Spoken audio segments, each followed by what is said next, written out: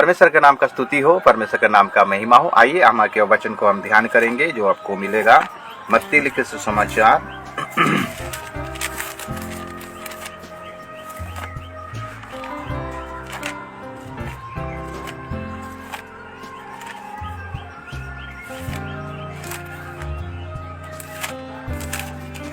मत्ती लिखित सुसमाचार और हम उसका पढ़ाई करेंगे 21 पद से। जब वे यरूशलेम के निकट पहुंचे और जैतून पहाड़ पर बेतफगे के पास आए तो यीशु ने 2 चेलों को ये कहकर भेजा, सामने के गांव में जाओ। वहां पहुंचते ही एक गदही बंधी हुई और उसके साथ बच्चा तुम्हें मिलेगा। उन्हें खोलकर मेरे पास ले आओ। यदि तुमसे कोई कुछ कहे तो कहना कि प्रभु को इनका प्रयोजन है, तब वो तुरंत उन्हें भेज देगा। प्रभु इस वचन के द्वारा हमसे बातें करे। इस वचन के द्वारा प्रभु हमारा हृदय में, हमारा दिल में, हमारा समझ में, हमारा विवेक में बातें करें। इस वचन को हम पढ़ें जो कि ये विजय यात्रा का, ये यरूशलेम मसीह का विजय यात्रा के बारे में यहाँ पर लिखा गया है। और विजय यात्रा करने से पहले एक चीज का आवश्यकता पड़ता है, एक गधा का आवश्यकता पड़ता है। तो यीशु मसीह अपने चेलों को बोला, तुम सामने वाले गांव में जाओ। वहां पहुंचते ही एक गधी बंधी हुई और उसके साथ बच्चा तुम्हें मिलेगा। मेरे प्रियो, अजब बात है कि यीशु मसीह अपने चेलों को भेज रहा है, एक गधी का एक बच्चा बंधा हुआ मिलेगा और तुम जाओ और उनको खोल के लाना। अगर कोई पूछेगा कि क्यों खोल रहे हो तो उनको बता देना कि प्रभु का इनको प्रयोजन है। अजब वाला बात है। चेले लोगों भी यीशु मसीह को सवाल कर सकते थे कि प्रभु, गधा तो एक अशुचि प्राणी है और गधा, हम जितना जानते हैं प्रभु की गधा तो प्रभु के भवन में, प्रभु के वेदी में, प्रभु के लिए इस्तेमाल होने का कोई चीज नहीं है। और ये कैसे बातें बोल रहे हैं आप? सामने वाला गांव में जाओ और गधी का एक बच्चा वहां पर बंधा हुआ रहेगा, उसको लेकर आओ बोलकर, ये कैसा वाला बात बोल रहे हैं? सवाल नहीं किए मेरे प्रियो, चेले लोगों सवाल नहीं किए। चेले लोगों परमेश्वर यानी यीशु मसीह का बात को माने, क्योंकि उनके साथ रहे थे और उनका मन में ये विचार जरूर आया होगा कि यीशु मसीह अगर हमको भेज रहा है, जरूर कुछ इम्पोर्टेंट काम रहेगा, जरूर कोई विशेष काम रहेगा, जरूर कोई अच्छा काम रहेगा, जरूर कोई महत्वपूर्ण काम रहेगा। इसीलिए प्रभु हमको इस गांव में भेज रहा है। सवाल जवाब नहीं किए। यहाँ पर हमें एक बात को सीखना है मेरे प्रियो कि प्रभु यीशु मसीह अगर कुछ बोलता है, बच्चन अगर हमें कुछ बोलता है तो हमें आज्ञाकारी बनना है। जब तक हम आज्ञाकारी नहीं बनेंगे तो हम प्रभु का प्रयोजन को हम जानने नहीं पाएंगे। प्रभु का प्रयोजन को कब जानने पाएंगे? जब हम आज्ञाकारी बनेंगे, विश्वास योग्य बनेंगे। वचन यही कहता है। यीशु ने चेलों को कहा, उस सामने वाले गांव में जाओ।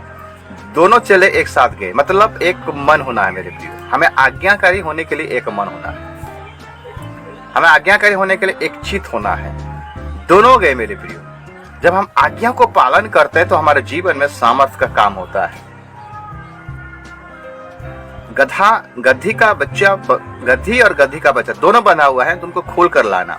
तो मेरे प्रियो, आज अगर हम कहाँ सेवकाई के लिए जाते हैं, अगर हम कहाँ पर सेवा करने के लिए जाते हैं, तो हम अगर आज्ञाकारी बने हैं, हर क्षेत्र में हमें आज्ञाकारी बनना है मेरे प्रियो। वचन के क्षेत्र में, प्रार्थना के क्षेत्र में, और दान देने के क्षेत्र में, और संगति के क्षेत्र में है। ये सारे क्षेत्र में हमें प्रभु का आज्ञाकारी बनना है।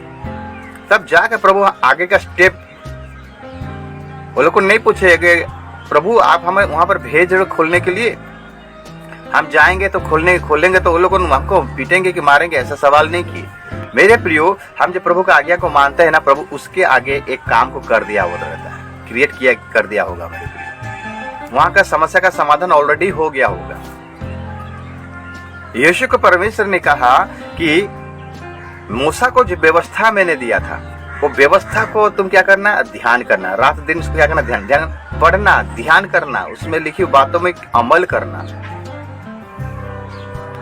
जब तक हम वचन को अमल नहीं करेंगे, जब तक हम वचन को पढ़ेंगे नहीं और उसके अनुसार अगर चलेंगे नहीं, काम नहीं करेंगे, तो हमें शक्ति नहीं मिलेगा, सामर्थ्य नहीं मिलेगा। इसलिए मेरे प्रियो, प्रभु का बात को, यीशु मसीह का बात को वो 2 चेले माने और सामने वाले गांव में गए और जब जा रहे हैं तो उनको जाकर जब खोल रहे हैं तो वहाँ के जो लोग थे, आप इसको क्यों खोल रहे हो? तब लोगों ने प्रभु जो उनको बोला था, इनको प्रभु का प्रयोजन है, तो लोगों ने जाने दिए।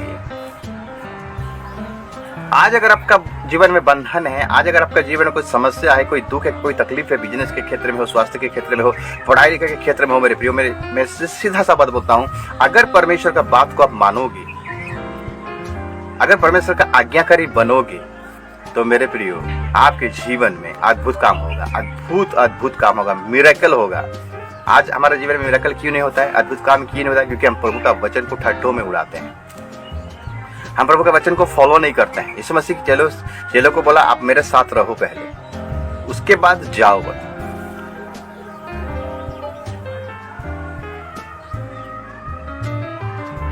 इनका प्रभु का प्रयोजन है, तो हमें हमारे जीवन में प्रभु का क्या प्रयोजन है, ये बात को चिंता करना है मेरे प्रियो।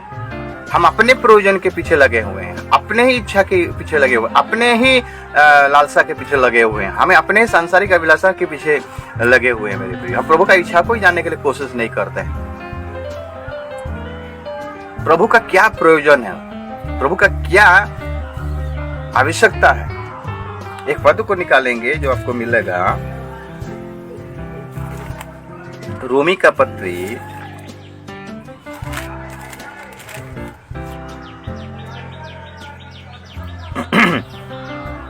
12 का 2 पद, रोमियो 12 का 2 पद में कहता है, इस संसार के सदृश ना बनो, परंतु तुम्हारे मन के नए हो जाने से तुम्हारा चाल चलन भी बदलता जाए, जिससे तुम परमेश्वर की भली और भांति और सिद्ध इच्छा अनुभव से मालूम करते रहो। सिद्ध इच्छा, प्रभु का इच्छा, प्रभु का प्रयोजन क्या है, इसको हमको मालूम होना मेरे प्रियो। साधारण सा बात है, हमको मालूम रहता है लेकिन हम उसको फॉलो नहीं करते हैं, इसलिए हमारे जीवन में कोई आशीष, कोई मिरेकल दिखाई नहीं देता है, चंगाई दिखाई नहीं देता है। हमारे घर में हमारे घर में समस्या, बंधन ही बंधन, अशांति। क्यों? आज कलीसिया में भी अशांति दिखाई दे रहा है मेरे प्रियो। आज कलीसिया क्यों बढ़ने नहीं पाता है? इसका कारण यह है, हम प्रभु का जो इच्छा है, प्रभु का जो प्रयोजन है, हम उसको जान नहीं पाते हैं।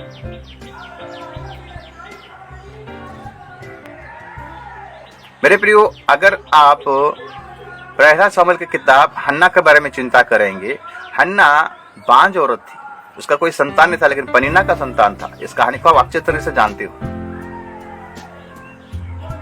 जब हन्ना जान लिया कि प्रभु का प्रयोजन क्या है, प्रभु का आवश्यकता क्या है, और उसका प्रार्थना का क्वालिटी चेंज हो गया मेरे प्रियो। और प्रार्थना का क्वालिटी जब चेंज हुआ, क्या प्रार्थना करा, थोड़ा सा निकालेंगे पहला शमूएल की किताब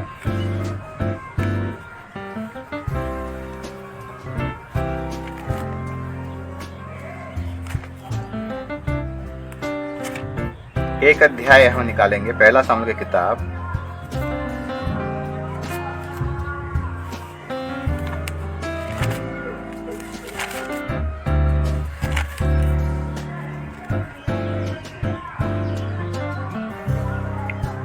1 शमूएल की किताब, अगर हम 1 पद से पढ़ाई करेंगे, 9 पद से, 1 शमूएल की किताब 1 अध्याय उसका 9 पद से अगर पढ़ाई करेंगे, वहाँ लिखता है, तब सिलो में खाने और पीने के बाद हन्ना उठी और यहोवा के मंदिर के चौखट के एक बाजू के पास एली याजक कुर्सी पर बैठा हुआ था। वो मन में व्याकुल होकर यहोवा से प्रार्थना करने और बिलक बिलक कर रोने लगी, और उसने ये मन्नत मानी, हे सेनाओं का यहोवा, यदि तू अपनी दासी के दुख पर सचमुच दृष्टि करे और मेरी सिद्धि ले, और अपनी दासी को भूल ना जाए और अपनी दासी को पुत्र दे, तो मैं उसे उसके जीवन भर के लिए यहोवा को अर्पण करूंगी और उसके सिर पर छुरा फिरने ना पाएगा। जब वो यहोवा के सामने ऐसी प्रार्थना कर रही थी, तब एली उसके मुंह की ओर ताक रहा था। हन्ना मन ही मन कह रही थी, उसके होंठ तो हिलते थे परंतु उसका शब्द ना सुन पड़ता था, इसलिए एली ने समझा कि वो नशे में है। तब एली ने उससे कहा, तो कब तक नशे में रहेगी, अपना नशा उतार। हन्ना ने कहा, नहीं है मेरे प्रभु, मैं तो दुखिया हूँ, मैंने ना तो दाख मधु पिया है और ना मदिरा। मैंने अपने मन की बात खोलकर यहोवा से कही है, अपनी दासी को अच्छी स्त्री नाश जान, जो कुछ मैंने अब तक कहा है वो बहुत ही शोकित होने और चिढ़ाई जाने के कारण कहा है। एली ने कहा, कुशल से चली जा, इस्राएल का परमेश्वर तुझे मन चाहा वर दे। Praise the Lord. हम यहाँ पर क्या देख रहे हैं हन्ना के बारे में मेरे प्रिय? चिढ़ रहा है, उसको चिढ़ा जा रहा है, लेकिन वो नहीं चिढ़ रहा है। वो मतलब वो जवाब नहीं देता है, वो अपने सौतन को गाली भी नहीं देता है, लेकिन अपने मन की बात प्रभु के पास आकर खोल कर कह रहा है मेरे प्रिय, क्योंकि वो जाना कि प्रभु का क्या प्रयोजन है। जब तक हम नहीं जानेंगे कि प्रभु का क्या इच्छा है, प्रभु का क्या प्रयोजन है, तब तक हमारे जीवन में आशीष देखने को नहीं मिलेगा, तब तक यीशु मसीह हमारा ऊपर सवार नहीं होगा। हन्ना प्रभु का प्रयोजन को जाना। क्या जाना? कि प्रभु मुझे एक बेटा दे दे, बेटा देने के बाद मैं उसको पढ़ाऊंगा, लिखूंगा, डॉक्टर बनाऊंगा, इंजीनियर बनाऊंगा, मेरा सहारा बनेगा। ऐसा प्रार्थना किया कि हन्ना? आज विश्वासियों का ऐसा प्रार्थना होता है, मेरा बेटा को डॉक्टर बना दे, मेरा बेटा को इंजीनियर बना दे, ताकि हमारा बुढ़ापे में सहारा बनेगा। ये प्रभु का प्रयोजन नहीं है मेरे। मुझे अच्छा नौकरी दे दे प्रभु, मैं अपना परिवार का देखभाल करूंगा।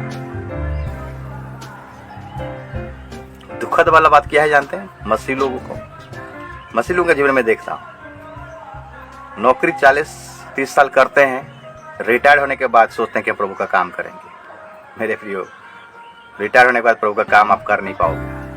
आप तो आरंभ से ही प्रभु का काम नहीं कर पाए, तो रिटायर होने के बाद क्या करोगे? सब तो संसार को दे दिया, आप प्रभु को क्या दिए? 30 साल तो अपना संसार जीवन को दे दिया, इस संसार की अभिलाषा में अपना जीवन को व्यतीत किया, अपने इच्छा के अनुसार चला। प्रभु का प्रयोजन जो था उसके इच्छा में आप चले क्या? आपको जो नौकरी मिला है ये प्रभु का अनुग्रह है, आपको जो नौकरी मिला ये प्रभु का आशीष है। नौकरी में रहकर आप प्रभु का इच्छा को पूरा कीजिए मेरे लिए। लेकिन क्या कमिटमेंट करते हैं? नौकरी जाने दीजिए, नौकरी रिटायरमेंट होने दीजिए, उसके बाद हम प्रभु का काम करेंगे। बल रहेगा तो करेंगे ना।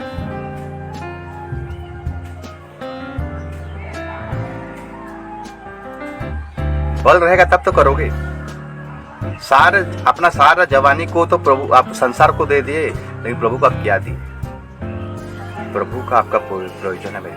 आज इसीलिए परिवार में विवाह विच्छेद हो रहा है, आज इसीलिए परिवार में डिवोर्स हो रहा है। क्यों हो रहा है जानते हैं? आप प्रभु को प्रयोजन कर, आप प्रभु के प्रयोजन के हिसाब से अपने जीवन को नहीं व्यतीत कर रहे हैं। आप तो नम्र होना नहीं जानते हो, दीन होना नहीं जानते हो, कलीसिया में राजनीति कर रहे हो, मंडली में राजनीति कर रहे हो। सुधर जाइए, भयानक दिन आने वाला है, प्रभु का न्याय होने वाला है, प्रभु का आगमन होने वाला है। क्या करोगे राजनीति करके? अभी भी प्रभु आपको समय देता, अभी भी नम्र बन जाएगा, अभी भी लौट आइए। हन्ना प्रभु का प्रयोजन को जाना। क्या बोला? तू अगर मुझे एक बेटा देगा तो मैं उसको तेरे सेवकाई के लिए दे दूं। यही होता है प्रभु का प्रयोजन। सबसे पहले परमेश्वर का राज और धर्म का खोज करना, यही है प्रभु का प्रयोजन मेरे लिए। बंधन से हम मुक्त हो गए, आजादी हो गया, प्रभु में आजाद कर दिया है, अपने लहू देकर हमें छुटकारा दे दिया है। लेकिन अभी तक हम प्रभु का प्रयोजन को हम ध्यान नहीं देते, प्रभु का इच्छा को ध्यान नहीं देते। जब सरफत नगर में एलिया गया अकाल का समय में, पहला राजा का किताब अगर हम निकालेंगे, पहला राजा का किताब 17 अध्याय,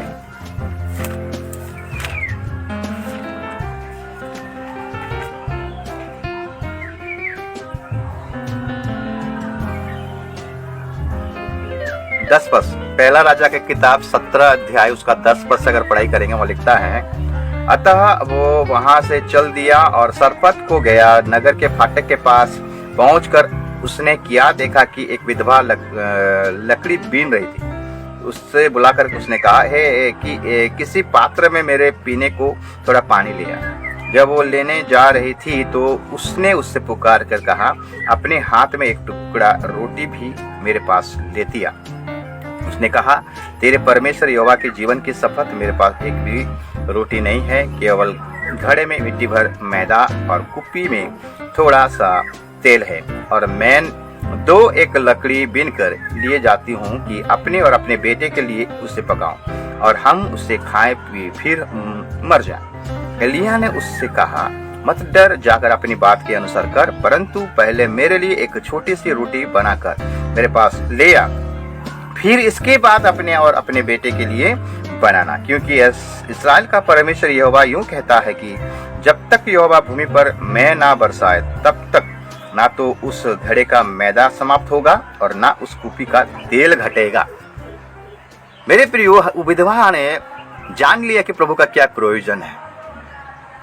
जब तक उस प्रयोजन को पूरा नहीं करता है तो विधवा के घर में आशीष नहीं आएगा। मेरे प्रियो, जैसे ही वो रोटी बनाकर ला कर दिया, प्रभु का प्रयोजन को आप जब पूरा, प्रभु का इच्छा के अनुसार जब चलते हो, आपके जीवन में बड़ा मिराकल होगा मेरे प्रियो। जिस प्रकार इस विधवा के जीवन में हुआ, 3.5 साल तक मैदा और तेल घटी नहीं हुआ मेरे प्रियो। यही प्रभु का मिराकल, यही प्रभु का आशीष मेरे प्रियो। हम जब प्रभु का प्रयोजन को पूरा करते हैं, हम तो अपने प्रयोजन में लगे हुए हैं, कैसे खाएंगे, कैसे पिएंगे, कैसे रहेंगे, खाली चिंता चिंता चिंता करके हम प्रभु का इच्छा को ही भूल जाते हैं। मेरे प्रियो, केवल चर्च जाने से नहीं होता है, वचन सुनने से नहीं होता, ताली मार मार कर आराधना करने से नहीं होता। आत्मा इधर गिटार बजाता रहेगा, बाजा बजाता रहेगा, जोश से आप आराधना करते हो, इससे कुछ लाभ नहीं।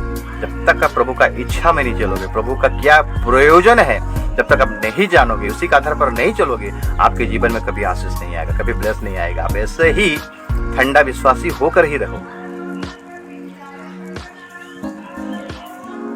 जो प्रभु का प्रयोजन को जानता है, जो प्रभु का इच्छाओं को जानता है मेरे प्रिय, उसी को ही प्रभु उठाएगा रैप्चर में, उसी का ऊपर यीशु मसीह सवार होगा, उसी गधा का ऊपर यीशु मसीह। गधा कौन है? गधा हम ही है। गधा असुचि पशु है मेरे प्रियो। गधा को वेदी के सामने उसका अलाउ नहीं था। सबसे निचली, सबसे तुच्छ जाति का पशु में गिना जाता है। हम नहीं बोलते हैं मनुष्य को पढ़ा लिखा, पढ़ता नहीं लिखता है तो गधा बोल देते हैं। तो वही है हम वही थे, लेकिन प्रभु ने हमें चुना क्योंकि जानता था प्रभु का हमारा जीवन से प्रभु का प्रयोजन है। जब 5,000 के लोग भीड़ों को यीशु मसीह प्रचार कर रहा था, यीशु मसीह जाने लिया मन में कि ये लोग भूखे हैं, इनको खाना अगर नहीं दूंगा तो ये लोग मर जाएंगे, इनका होश उड़ जाएगा। तो हम देखते हैं चेलों को यीशु मसीह बोला इनको खाना खिलाओ बोलकर। चेलों का बुद्धि गुड़ मैंने ये हो गया, अरे इतना पैसा में कहाँ से खाना लाएंगे इतना लोगों के लिए। तभी यीशु मसीह ने अपने चेलों से बोला किसके पास क्या है देखो।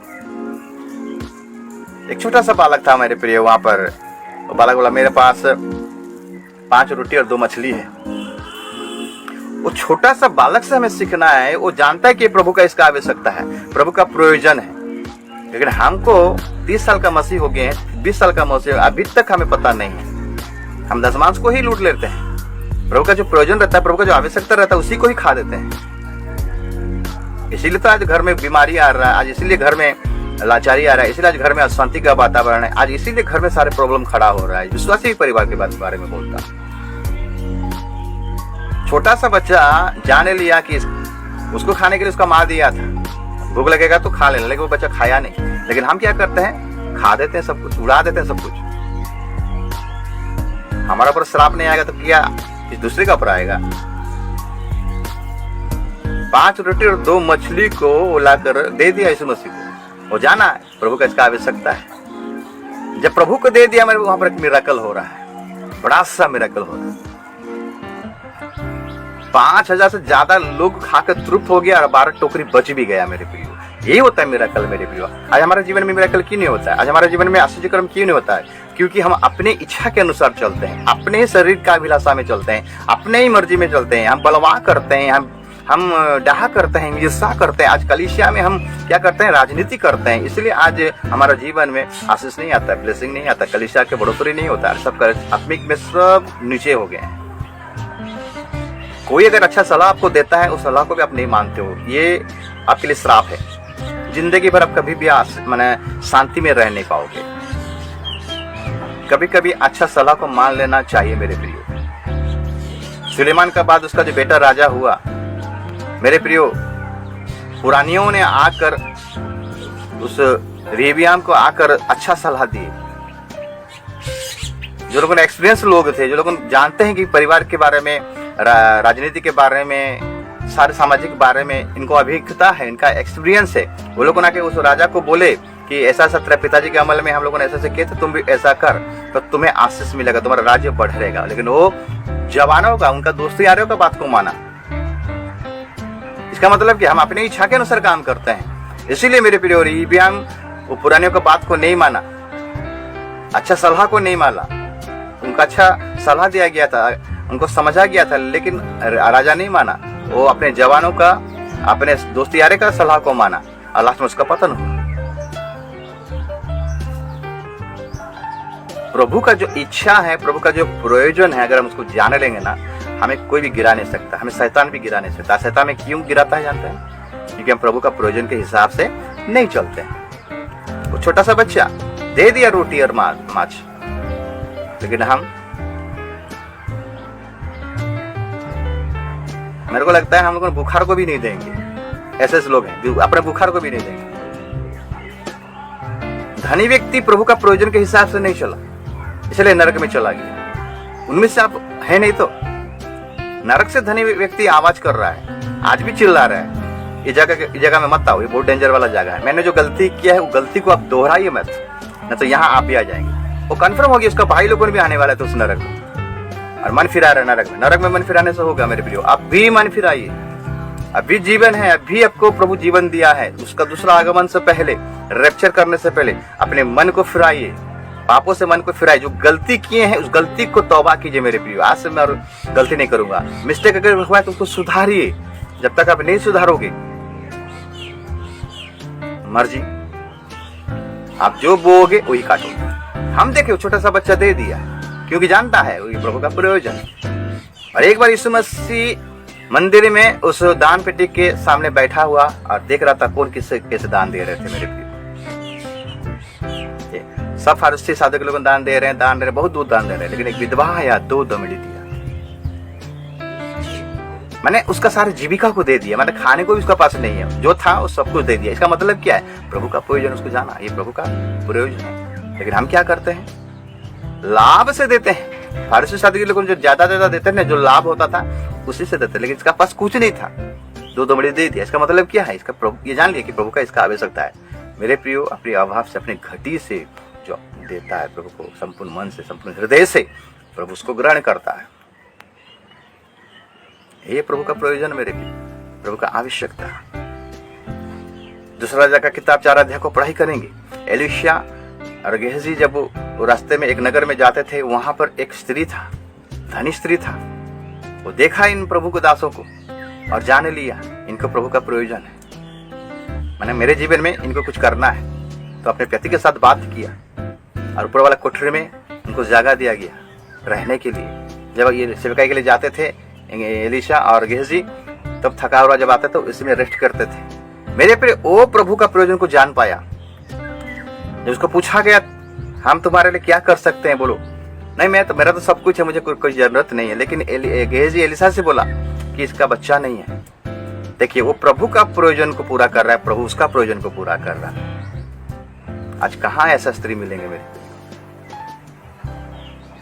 मेरे प्रिय सेवक लोग, उनका आदर कीजिएगा, सेवक लोग उनका मदद कीजिएगा।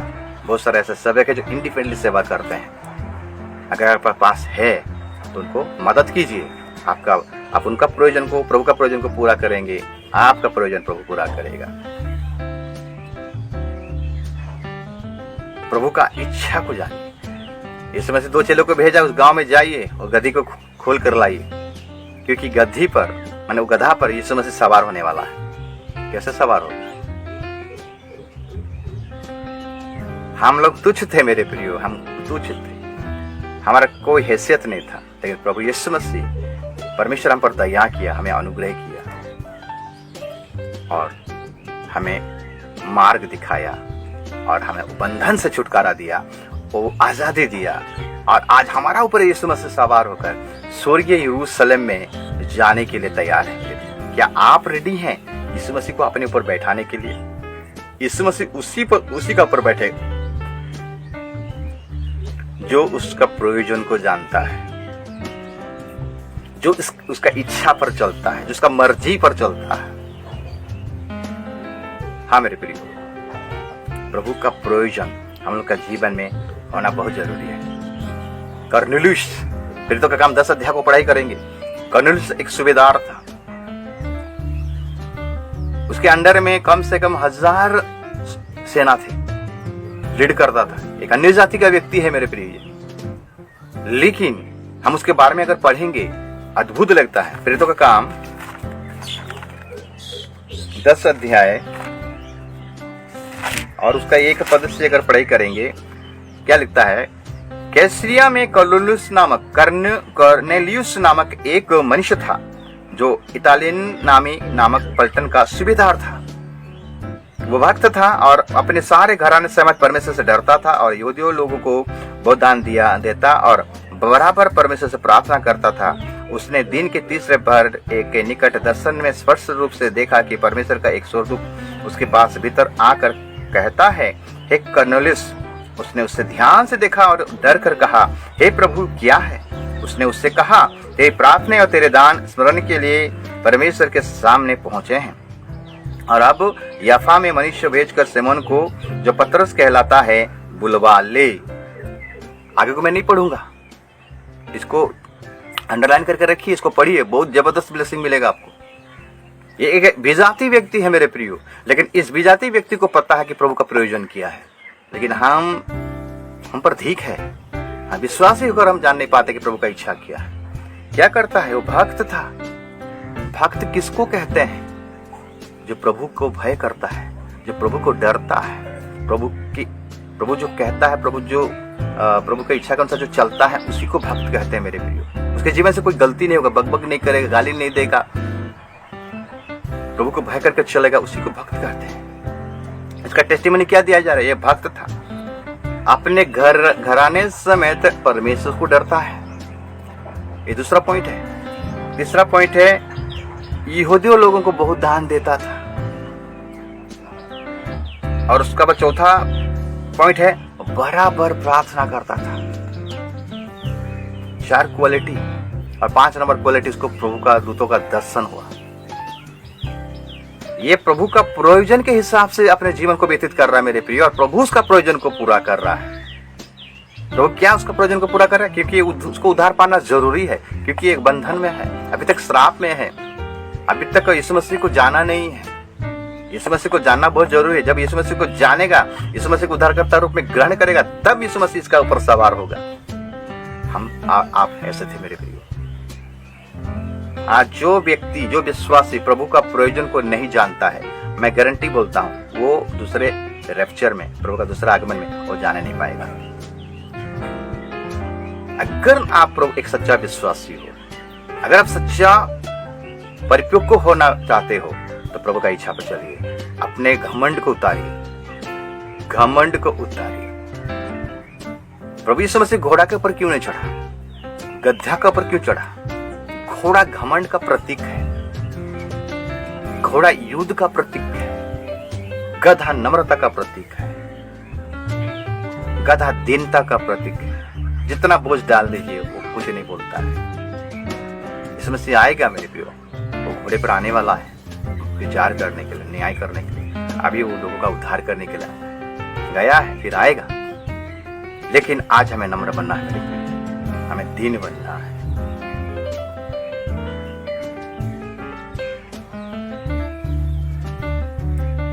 हमें प्रभु का इच्छा को जानना है, उसका मर्जी को जानना है। मत्ती, इसके बाद हम देखते हैं कि कर्नेलियुस जब प्रभु को दूत उसको दर्शन दिया, तो पतरस को उससे पहले एक दर्शन आया मेरे लिए। पतरस को प्रभु क्या दर्शन दे रहा है? पतरस ऊपर में जाकर प्रार्थना कर रहा है और बेहोश हो गया, और देखता है कि दर्शन में एक चादर आता है, उसमें सब अशुचि प्राणी सब। पतरस को कहा, यीशु मसीह इसको मारकर खा। तब पतरस ने बोला कि प्रभु ये तो अशुद्ध चीज है, मैं तो यहूदी हूँ, मैं कैसे इसको मार के खा सकता हूँ? तो मेरे प्रियो, प्रभु यीशु मसीह ने कहा, मैंने जिसको शुद्ध किया है तो उसको अशुद्ध मत कहा, क्योंकि मैंने कहा था अशुद्ध है, लेकिन मैं उसको शुद्ध कर रहा हूँ। हम अशुद्ध है मेरे प्रियो, गधा अशुचि का प्रतीक है मेरे प्रियो, हम अशुद्ध है, लेकिन प्रभु हमको शुद्ध किया है। प्रभु का प्रयोजन है कि हम शुद्ध होने। 3 बार ऐसा हुआ। तो पतरस, उसके बाद पतरस के पास कर्नेलियुस के घर से 2 दास आए और पतरस को लेकर गए मेरे प्रियो, क्योंकि प्रभु का प्रयोजन था कि कर्नेलियुस का पूरा परिवार उद्धार पाए। अब प्रभु ने काम को पूरा किया। प्रभु हमारा प्रयोजन को जानता है, लेकिन हमें प्रभु का प्रयोजन जानना चाहिए। जब ईसाया नबी को, ईसाया 6 अध्याय और 9 पद को पढ़ेंगे, कौन जाएगा? जो आज अंधकार में लोग हैं, उनको निकालने के लिए कौन जाएगा? ईसाया कहता है कि प्रभु मुझे भेज, मैं जानना चाहता हूँ। ईसा को पता चल गया कि प्रभु का प्रयोजन है, मैं जानना चाहता हूँ। मेरे प्रियो, यीशु मसीह के पीछे भीड़ों भीड़ चल रहे थे, लेकिन जब यीशु मसीह अपने वचन कहा, जो मेरा लहू जो मांस नहीं खाएगा वो मेरा भागीदारी नहीं बनेगा। थोड़ा सा एक वचन को निकालेंगे, यूहन्ना का चैप्टर 6, यूहन्ना का चैप्टर 6, यूहन्ना 6 अध्याय,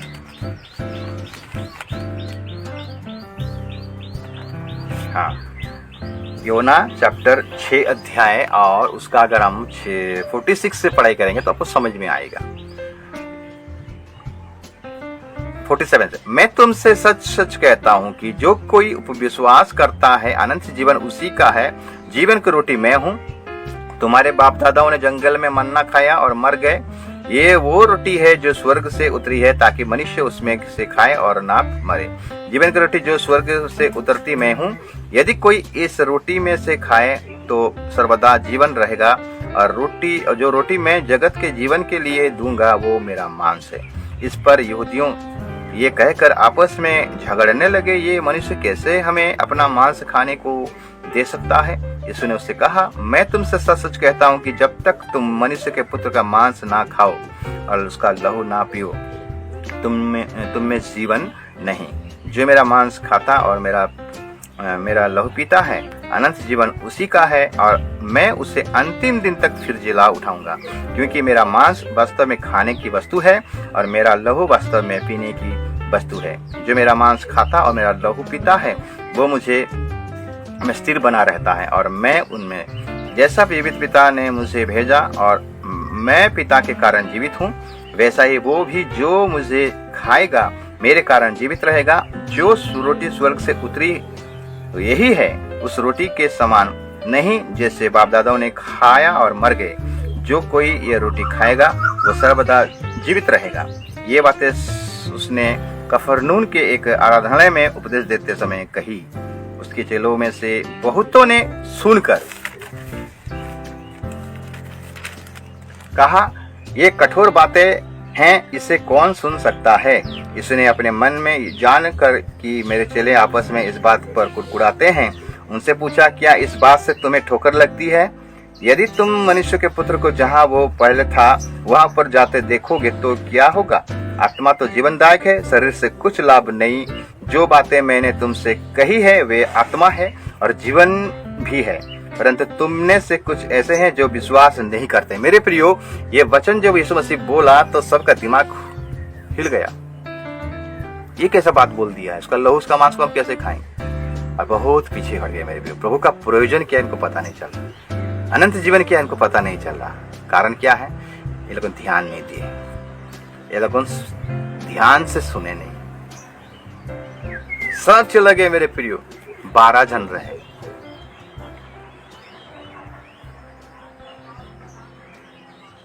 पर 66 को पढ़ेंगे, यूहन्ना 6 66 को आगे क्या कहता है मसीह। इस पर उसके चेलों में से बहुत से उल्टे फिर गए और उसके बाद उसके साथ ना चले। तब यीशु ने उन 12 से कहा, क्या तुम भी चले जाना चाहते हो? सिमोन पतरस ने उसको उत्तर दिया, हे प्रभु, हम किसके पास जाएं? अनंत जीवन की बातें तो तेरे ही पास है। बाहर चल रहे हैं, बाकी सब लौट गए। आज कलीसिया का दशा ऐसा मेरे। आज कलीसिया खाली आशीष, चंगाई, आशीष, खाना पीना, संसारिक बातें, इसमें ध्यान है, लेकिन प्रभु का प्रयोजन क्या है, प्रभु का इच्छा क्या है, उस पर ध्यान नहीं है। आत्मिक बातें के ऊपर ध्यान नहीं है, केवल शारीरिक बातें पर ध्यान है। वचन में लिखता है, जो शरीर के अनुसार अपना जीवन को व्यतीत करेगा वो मरेगा, जो आत्मा के अनुसार शरीर का क्रिया को मारेगा वो जीवित रहेगा। जो प्रभु का प्रयोजन के हिसाब से अपने जीवन को काटेगा। चेलों को बोला, उस गांव में जाओ, बंधा हुआ रहेगा, उसको खोल के ले आना, क्योंकि मेरा उसका आवश्यकता है, मेरा उसका जरूरत है। मैं इसके ऊपर बैठूंगा, विजय यात्रा करूंगा, लोग देखेंगे। मेरे प्रियो, जब यीशु मसीह उस गदहा के ऊपर बैठा होगा, कपड़ा बिछाया गया है मेरे प्रियो, खजूर का डाली लोग हिला रहे हैं और विजय यात्रा चल रहा है यरूशलेम की ओर। तो गधा का ऊपर जब यीशु मसीह बैठा होगा तो गधा को कैसा नहीं लगा? जिंदगी में कभी भी ऐसा सिचुएशन नहीं आया था। जिंदगी में हिस्ट्री में पहली बार कि हमारा एक राजा है, जो राजाओं का राजा है, वो गधे के ऊपर बैठा था और गधा एक अशुद्ध प्राणी था, उसको मंदिर में कभी भी अलाउ नहीं था, लेकिन दाम देकर यीशु मसीह उस गधे को छुड़ाया, अपना बहुमूल्य खून देकर यीशु मसीह उसको छुड़ाया और उसको सम्मान दिया, वो इज्जत दिया। वो आप और हम गधे समान थे मेरे। आज अगर मेरे मैसेज को आप सुन रहे हो, मेरे प्रभु का वचन को अगर आप सुन रहे हो, तो अपना हृदय को कठोर मत कीजिएगा। प्रभु का क्या आवश्यकता, क्या प्रयोजन है, आप पूरा कीजिए। देखिए आपका प्रभु, आपका जो प्रयोजन है, प्रभु आपके प्रयोजन को पूरा करेगा, आपको आशीष देगा, आपको अनुग्रह देगा। मैं आशा करता हूँ आज का वचन आप सबों के लिए